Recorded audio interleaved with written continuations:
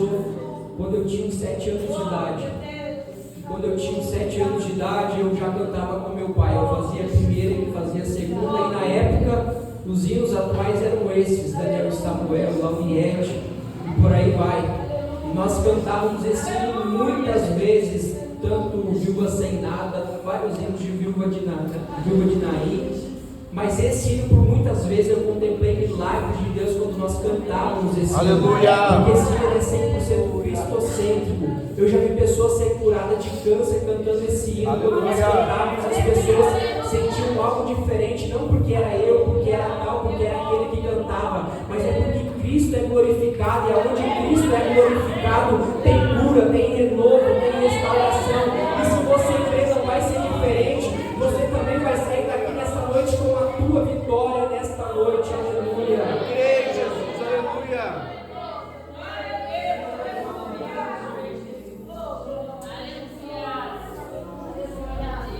Abra a Bíblia comigo. Livro de 1 Coríntios.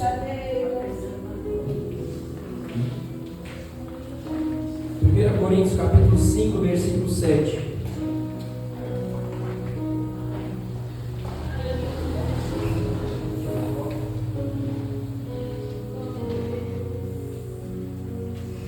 Coríntios 5, 7.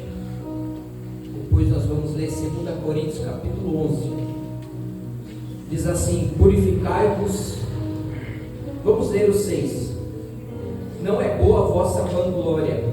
Não sabeis que um pouco de fermento faz levedar toda a massa?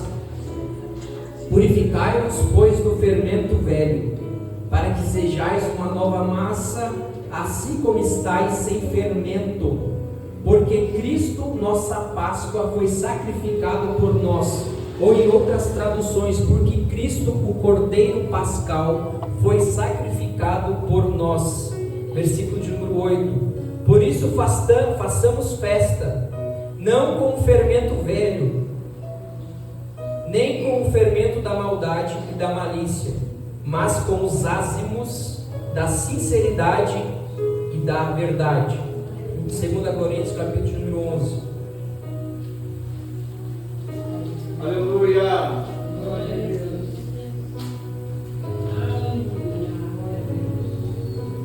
2 Coríntios 11, 2. Porque estou zeloso de vós, com zelo de Deus, porque vos tenho preparado para vos apresentar como uma virgem pura a um marido, que a saber é Cristo. Mas temo que, assim como a serpente enganou a Eva com a sua astúcia, assim também sejam de alguma sorte corrompidos os vossos sentidos, e se apartem da simplicidade que há em Cristo Jesus. Amém? Amém. Pode tomar teu assento.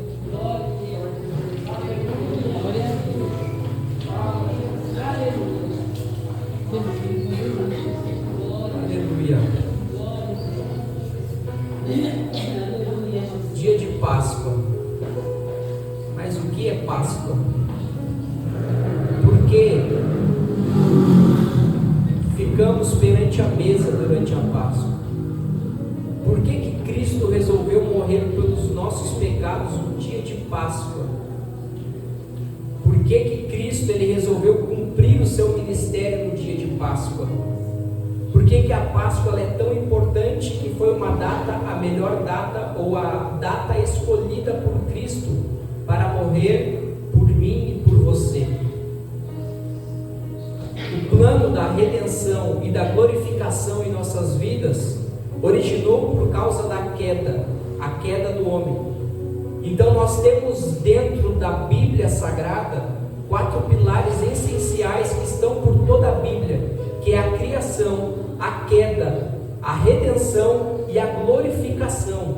Nós ainda não passamos pela glorificação de nossas vidas, mas nós sabemos que Deus já criou o homem à sua imagem e à sua semelhança, e por causa da desobediência de Adão, então veio a queda, e por causa da queda se originou a redenção ou a glorificação, mas ela veio em nossas vidas e se consumou através de Cristo Jesus. Porque o salário do pecado era a morte, e por isso todos pecaram, a Bíblia diz, e todos estávamos destituídos da glória de Deus. Mas Cristo, com seu amor infalível, inefável, inerrável, Cristo, dentro da sua redenção, dentro da sua glória, decidiu: eu vou descer e vou morrer por ele, e vou restaurar aquilo que se havia perdido. A glorificação ainda não aconteceu em nossas vidas.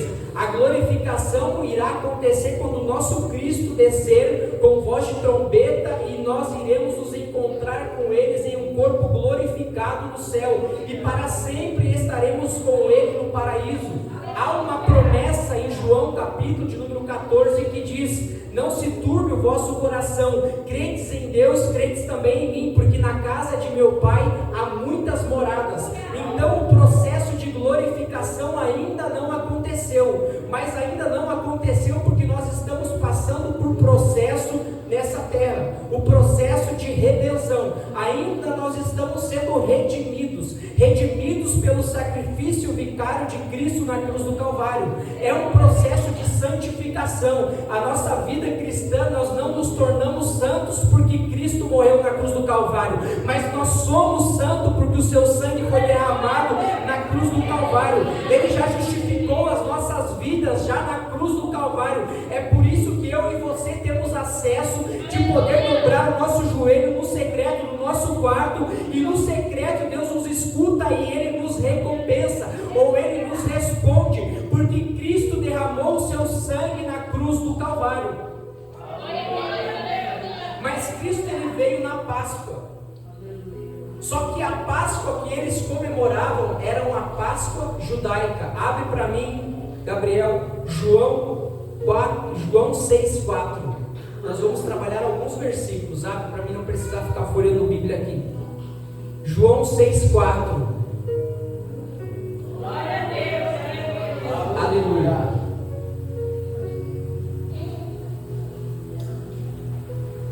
Fica esperto aí que eu vou te pedir alguns versículos mais para frente. Hoje vai ser assim. Aleluia. A missão de um pastor, como diz Spurgeon, é ensinar. Um pastor, ele pode até se embalar, mas se ele não pregar como ensino, ele não é pastor. Então eu aprendi assim com meu pai, e lendo alguns pais da fé. A gente prega, mas também a gente tem que expor as Sagradas Escrituras. Mais importante do que a minha fala é a leitura da palavra de Deus. Toda pregação que não tiver leitura, não tiver palavra de Deus como a importância, como a introdução vicária da nossa exegese ou da nossa palavra, não terá efeito.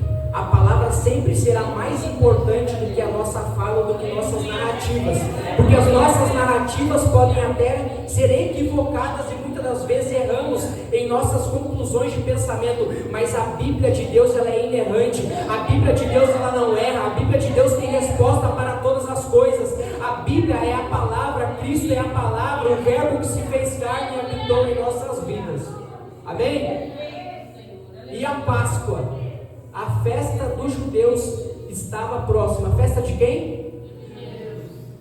Já prepara Levíticos 12, versículo 1.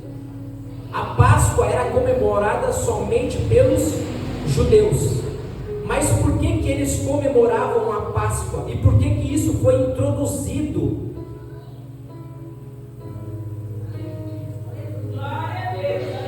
Por que foi introduzido para os hebreus? É válido lembrar que eles estavam cativos no Egito, 400 anos passando por escravidão, e a gente conhece a história. Deus levanta Moisés como libertador do seu povo, e hoje quem estava em nossa sede, nós podemos contemplar uma cantata extraordinária, representada por gestos, por ações e por pessoas representando Moisés, representando o faraó, representando o Cristo na cruz do Calvário. Mas tudo se enquadra dentro da palavra de Deus. E em Levíticos capítulo de número 12, ou Êxodo 12, desculpa, Êxodo 12, Deus vai constituir a Páscoa. Lembra que eles estavam escravos, eles estavam cativos pelo Egito.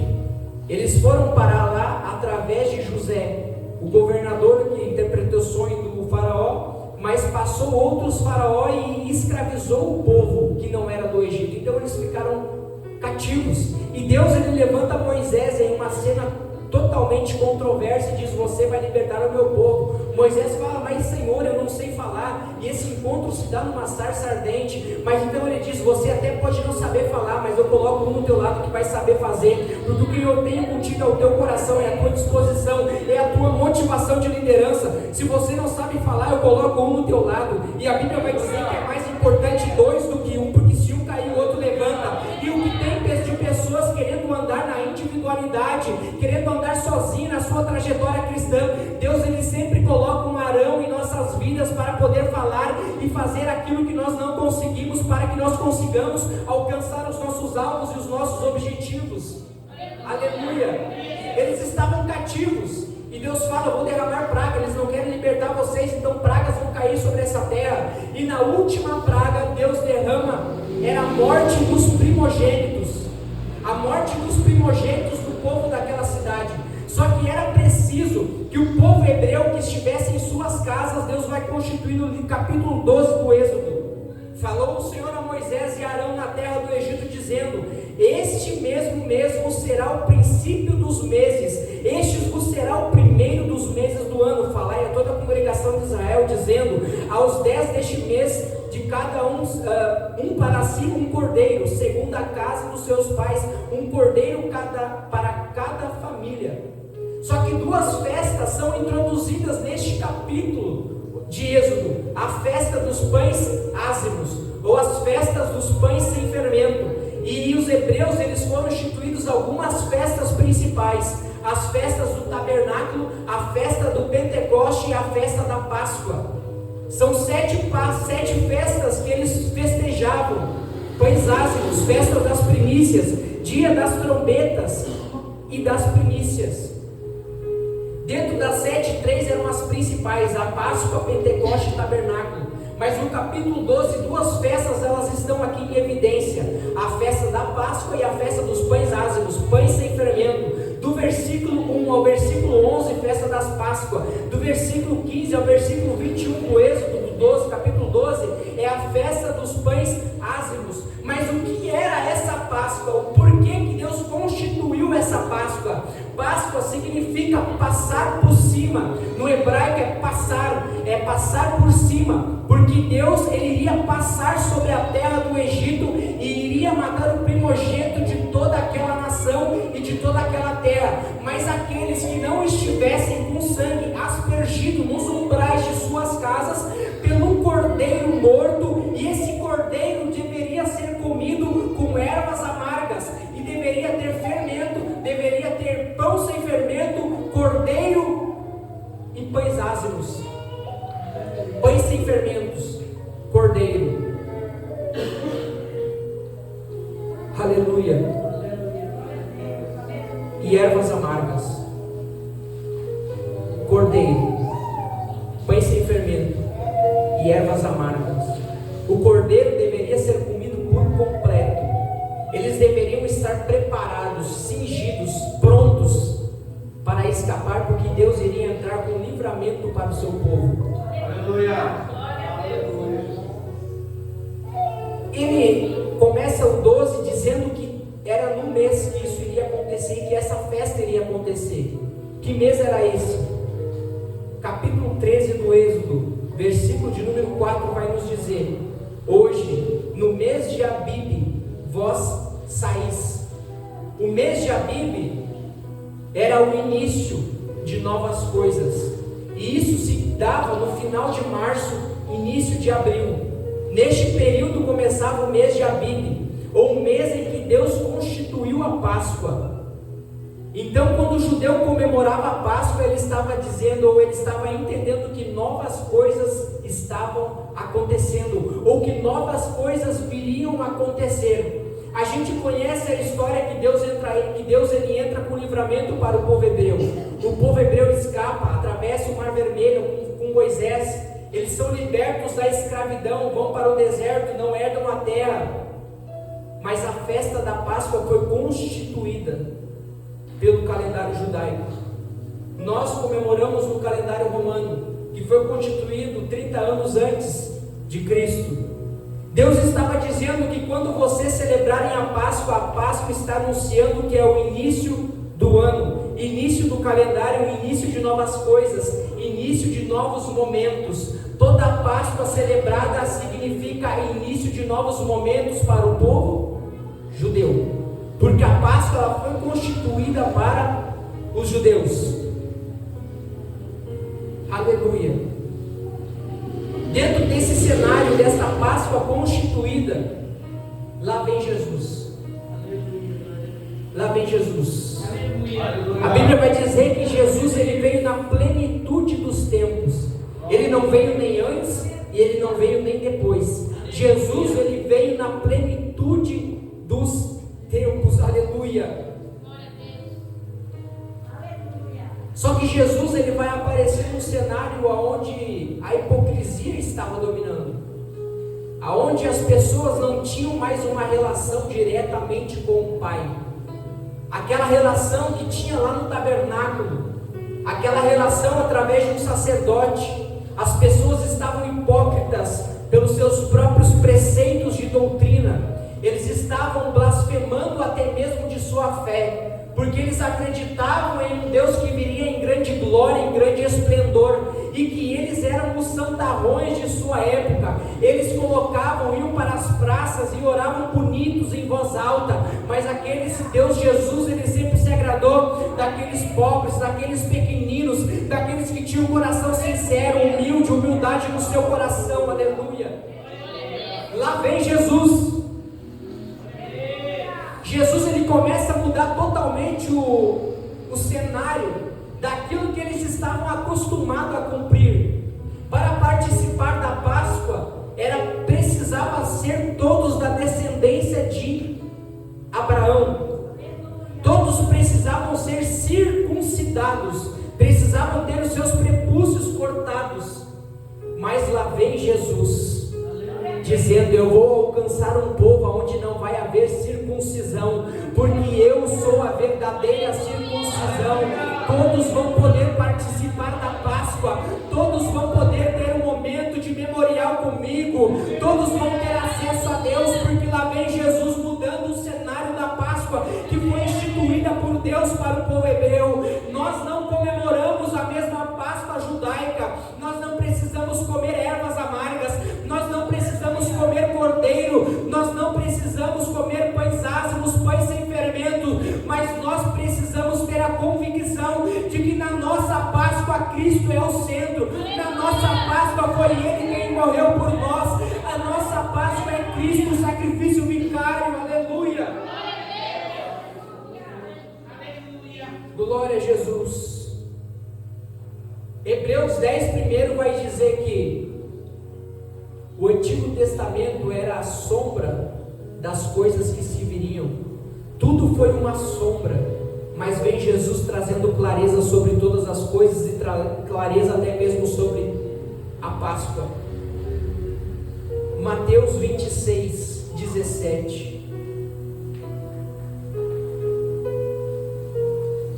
Glória a Deus. Aleluia. E no primeiro dia da festa dos pães ázimos, chegaram os discípulos a Jesus, dizendo-lhe: onde queres que te façamos os preparativos para comeres a Páscoa? Olha o que Jesus está fazendo, aonde ele está chegando, em qual cenário Jesus ele está começando para caminhar para o sacrifício vicário, para o Calvário. E no primeiro dia da festa dos pães ázimos, lembra que as duas elas estão relacionadas juntamente?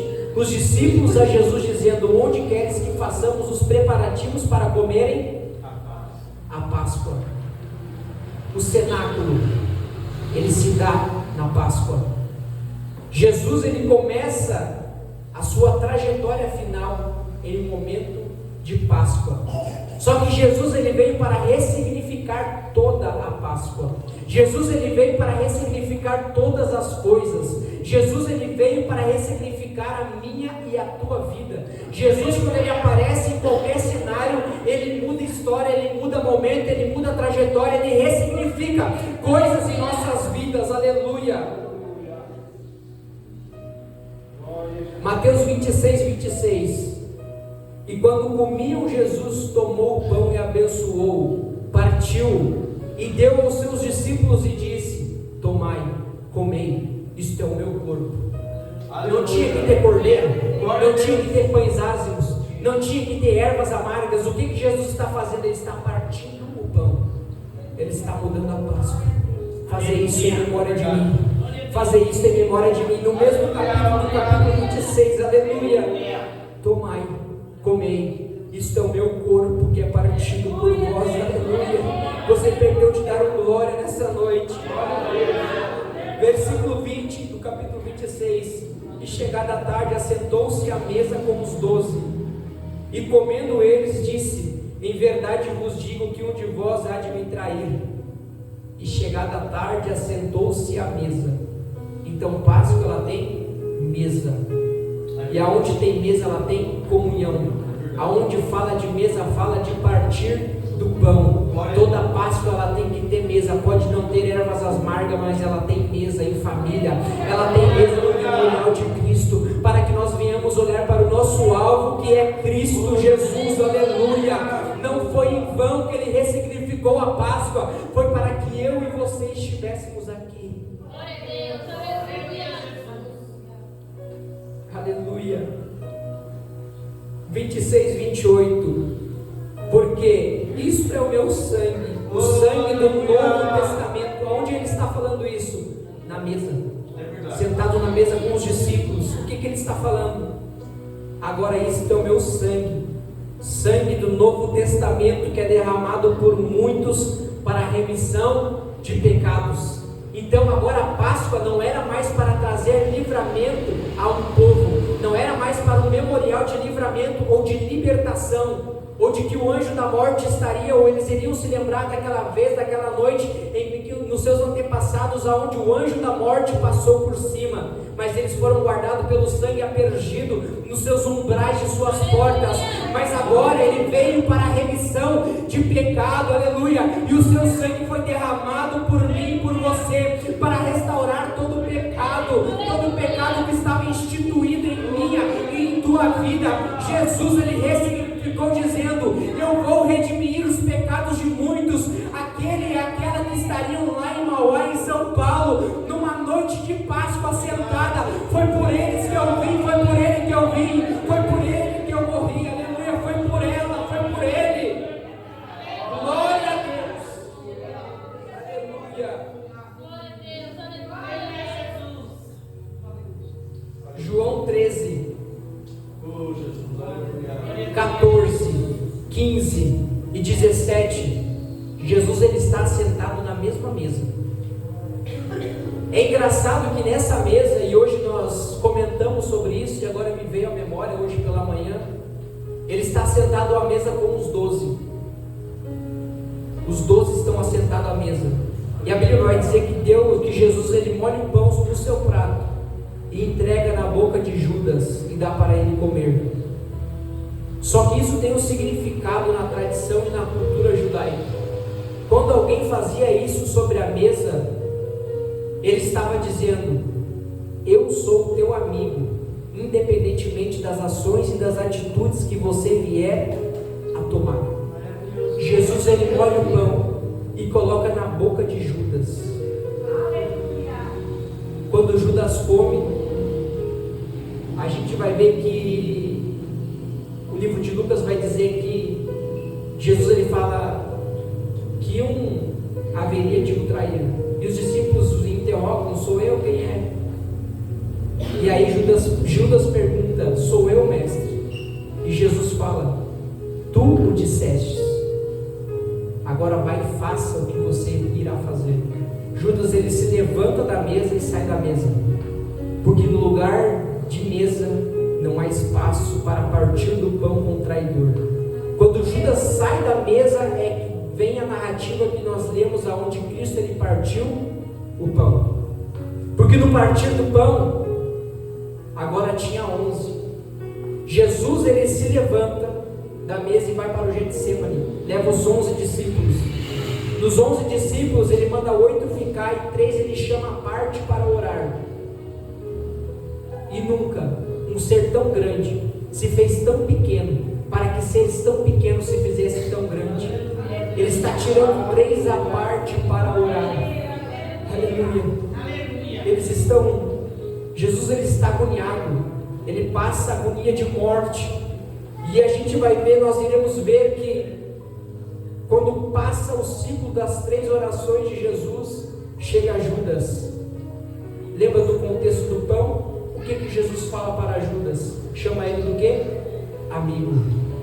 Só que é interessante que os soldados, eles interrogam para saber quem era o Cristo, porque eles estavam em 4, Pedro, Tiago, João e Jesus, e precisou Judas ir até Jesus e dar um beijo em seu rosto, como sinal dizendo: este é o Cristo.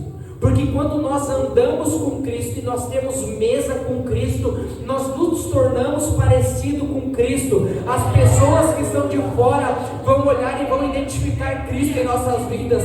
Aleluia, os soldados não conseguiram identificar Cristo, mas Judas precisou dar um beijo como sinal de traição, porque todos eles estavam parecidos. E mesmo engraçado que quando eles estavam no processo de oração e os discípulos dormiam, e Jesus vinha e dizia: vocês não conseguem vigiar comigo nem sequer uma hora. Eu interpreto e identifico, era como que se Cristo estava dizendo: eu que sou um ser tão grande, me fiz tão pequeno, para que seres tão pequenos se fizessem tão grande. Eu estou me comportando como homem, mostrando a vocês que eu preciso orar. Mas vocês que são homem, estão se comportando como Deus, dizendo que não precisa orar. Isso não está na Bíblia, é uma interpretação minha particular. Os discípulos não quiseram orar, mas Jesus, como exemplo em tudo, ele foi exemplo para os fiéis, ele foi exemplo para as nossas vidas, mesmo em sua agonia de morte. Ele não deixou o joelho da oração, aleluia, ele não se cansou de orar, ele até suou sangue, ele sofreu agonia de morte, ele até orou: Abba, Pai, se possível for, passa de mim esse cálice, mas em tudo seja feita a tua vontade, aleluia. Quando alguém chamava um pai de Abba, significa como se era um amor, um gesto de amor e de carinho. Quando o judeu chegava em seu pai e falava Abba, ele está dizendo: papai, papaizinho, por favor. Jesus, ele está agoniado, ele está falando: Abba, Pai, se possível for, eu já estou sentindo a agonia de tudo que eu irei passar, mas eu estou disposto. Adão até desobedeceu, mas eu, como o último Adão, irei obedecer até o fim. Foi por causa de mim, foi por causa de você que ele sofreu, que ele morreu, aleluia, foi por mim, foi por você. Glória a Jesus, glória a Jesus.